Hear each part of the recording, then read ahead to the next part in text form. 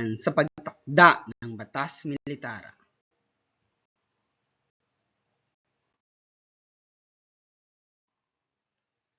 Balik-aral muna tayo. Sino ang huling pangulo ng ikatlong republika? Siya ay si Ferdinand E. Marcos, na umupo bilang pangulo simula 1965 hanggang 1986. Ano-ano ang mga programang kanyang nagawa? Una, Green Revolution.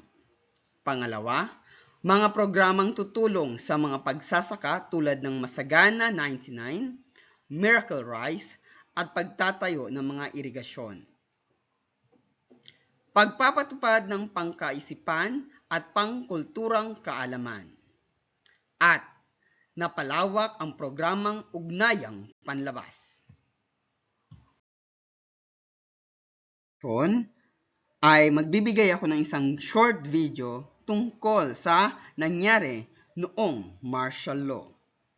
Ngayong araw ang anibersaryo ng deklarasyon ng martial law ni dating Pangulong Ferdinand Marcos. Makalipas ang ilang taon, hati pa rin ang opinyon ng mga Pilipino kung nakabuti nga ba o hindi para sa bansa ang deklarasyon. Narito ang report.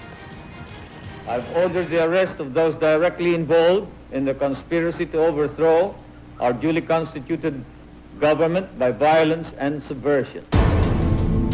44 na taon na ang nakalilipas nang magdeklara ng martial law si dating Pangulong Ferdinand Marcos. Pero bakit nga ba kinailangang pairalin ang batas militar? Maraming dahilan yung martial law. Yung isa is nagkakaroon ng medyo malalim na problema sa Mindanao. Yung secessionist movement dun sa MNLF. Ito ay isang problema. Tapos yung isa din is yung pag-aklas ng New People's Army, yung NPA. Lumalakas yung NPA at that time. Napasailalim ang Pilipinas sa martial law ng 14 na taon. Naging daan nga ba ito para mabalik ang kapayapaan sa bansa? Unang taon, tumahimik naman yung bayan. So, especially in the case of Manila, nawala. Siyempre, bawal kasi yung mga rallies, bawal yung demonstration. So, tumahimik yung Pilipinas. Ito rin daw ang panahon ng golden age ng Pilipinas o kasaganaan ng ating ekonomiya. Pero sa katunayan, taliwas ito ayon sa mga tala. Ang bilang ng mga nawalan ng trabaho tumaas mula nang magdeklara ng martial law noong 1972. Nananatili namang hati ang opinyon ng mga Pilipino kung positibo o negatibo nga ba ang epekto ng martial law. Para sa akin po, may naganap naman po na pag-unlad sa ekonomiya pero nangibabaw pa rin ang mga paglabag sa mga batas pantao. Para sa amin po, negative po. Ayun, dahil di ba aware naman tayo na sobrang daming karahasan na nangyari ng martial law. Sa paggunita natin sa isa sa mga hindi malilimutang tagpo ng ating kasaysayan. Naway baunin natin ang mga aral na itinuro ng nakaraan para makapagpatuloy tayo sa inaasam na kaunlaran.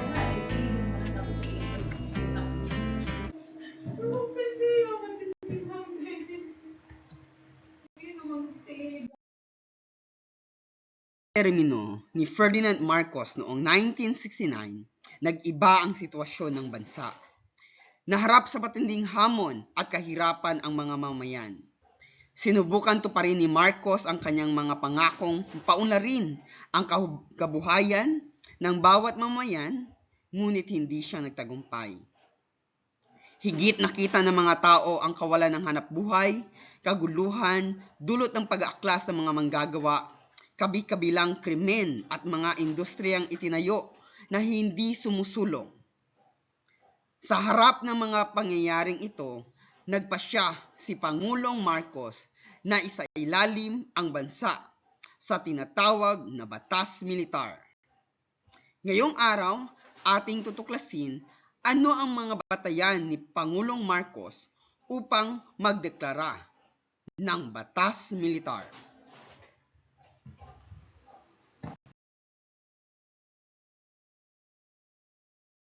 At ano ba ang batas militar?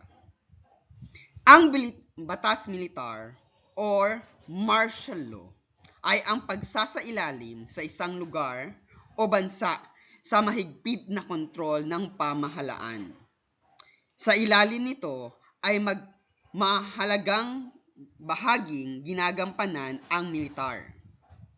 Ang pagdeklara ng batas militar ay sukdulang hakbang na magagamit ng pamahalaan sa harap ng kagipitan o banta ng kapayapaan o seguridad.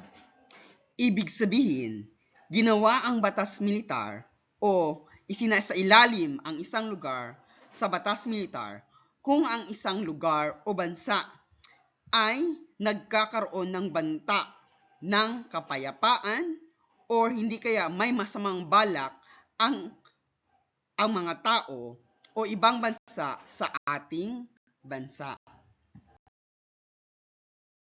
Ang pagdeklara ng batas militar ni Ferdinand Marcos.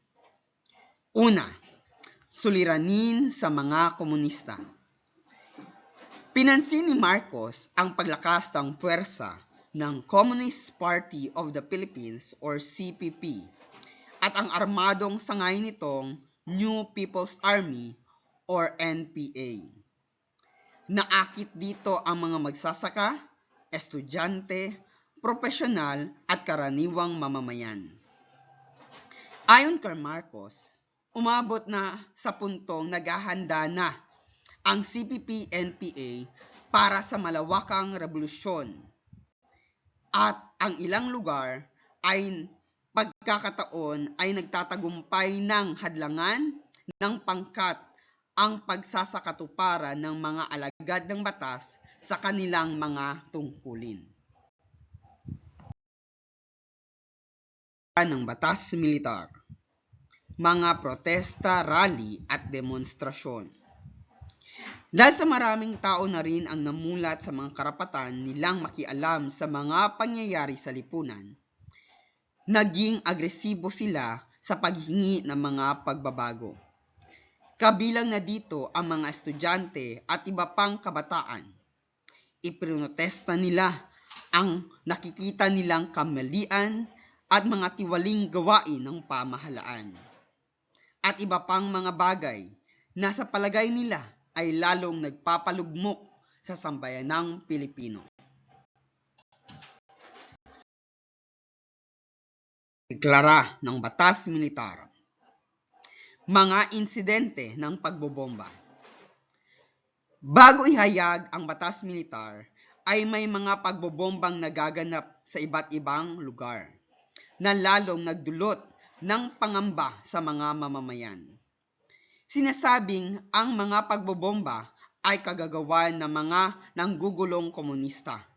Subalit, may mga nagsasabi ring pamahalaan mismo ang may pakana sa mga ito.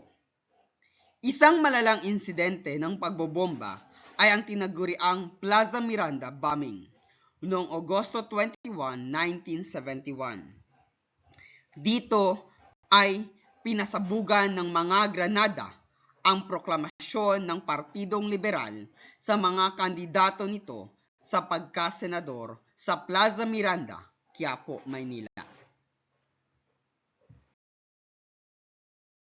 Deklara ng batas militar ay ang suliranin sa Mindanao. Bago dineklara ang batas militar, ay nabuo ang isang samahan ng mga Muslim na nagnanais na pagbabago sa Mindanao. Pangunahin na ang pagkakaroon ng estadong hiwalay sa Pilipinas. Kabilang dito ang Moro National Liberation Front or MNLF sa pamumuno ni Nur Miswari. Itinatag din ang Bangsamoro Liberation Organization, isang malawak na organisasyon ng mga samahang nagnanais ng paghihiwalay ng Mindanao mula sa Pilipinas. Inangin ang ating paksa. Bakit nagdeklara ng batas militar o martial law si Pangulong Marcos? May 4 na dahilan. Ngunit para ibuo dahil nga sa pagbabanta sa ating bansa. Nandiyan na ang CPP-NPA, kaguluhan sa Mindanao, mga pagrarally at pagbobomba. Ngunit ang pinakadulot nito ay ang pagbabantang sakupin ang ating bansa. Ano ang layunin ng mga komunista sa bansa? Ang masakop ang pamahalaan ng Pilipinas. Papaano naging banta sa pamahalaan ang mga protesta ng mga mamamayan? Para may saayos ang ating bansa sa nangyayari problema nga, kailangan natin ng maayos na pag-control sa mga mamamayan. Dahil nga sa mga pagrarally dito, hindi ito nagagawa ng ating pamahalaan. Masasabi bang banta sa pamahalaan ang mga samahang ginawa ng mga Muslim sa Mindanao? Oo o hindi, bakit? Opo, dahil mas naging dagdag na problema ito sa ating gobyerno. At dahil na nga gusto nilang mahiwalay ang Mindanao sa Pilipinas, malaking problema ito ng ating bansa. Ano kaya ang dahilan ng pagbomba sa Plaza Miranda? Sino ang namuno nito? Ang dahilan ng pagbobomba ng Plaza Miranda ay upang guluhin ang mga tumatakbong senador at laban sa mga Marcos. Sinasabi daw kasi na ang mga protesta o yung mga CPP-NPA ang may kapakanan nito upang gumawa ng kaguluhan sa pagitan ng pamahalaan ni Marcos at ng mga kalaban nito. Panghuli, masasabi bang sapat ang mga dahilan kaya dineklara ni Pangulong Marcos ang bansa o batas militar o martial law? Opo, dahil ang Pilipinas sa panahong ito ay nasa banta ng mga komunista o hindi kaya mga nagnanais na makuha ang ating bansa o ang pamahalaang Pilipinas. Ang pangyayari na nagbigay daan sa pagtatakda ng batas militar. Una, suliranin sa mga komunista. Pangalawa, mga protesta, rally at demonstrasyon. Pangatlo, mga insidente ng pagbobomba. At pang-apat, suliranin sa Mindanao.